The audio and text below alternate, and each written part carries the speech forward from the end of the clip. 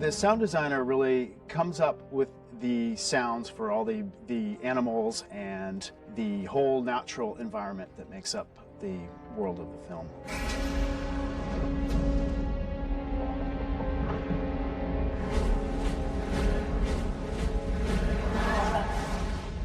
The ones where you sort of hear, you can actually hear the human quality of the scream are good. Part of our sort of philosophy behind the sounds in this film was to have the sound effects really be as naturalistic as possible. And part of that involves recording sounds in, outdoor natural spaces as opposed to in a studio. And that's been a little difficult in Wellington because it's a small, compact place and it's noisy. So it's tough to find outdoor spaces where you don't have airplanes and cars and people and all that. So there's actually a cemetery just outside of Wellington where we've been going to do a lot of recording. And we have to go there at night because during the daytime you have cicadas and they don't quiet down until the sun goes down. So we've been doing a lot of sort of recording of swords and bow and arrow and screaming in the cemetery. And we've had to repeatedly phone up the police in the area and say, we want to do some recording there tonight, so can you warn all the neighbors that if they hear screaming coming from the cemetery, it's just us.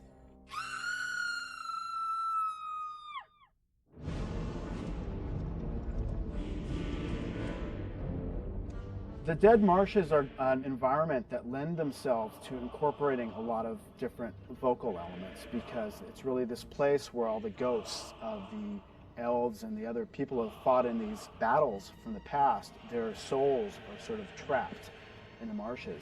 And so what we've done in terms of the design is all the sounds that we hear are vocal based.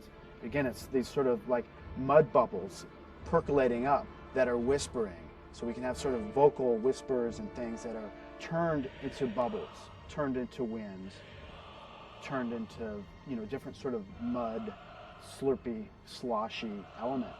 And then at certain points, as Frodo starts to be put into this trance, he's hearing the voices of these souls trapped in the dead marshes. The whole environment is infused with these voices, and at certain points they come more to the forefront and really start to suck you in.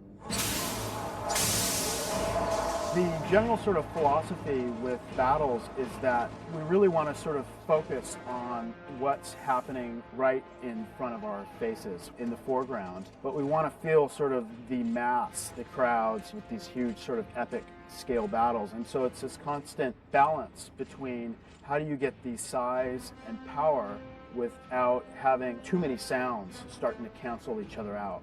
So it's about finding the right details to bring out front that really have the most impact and letting everything else fade a little bit into the background.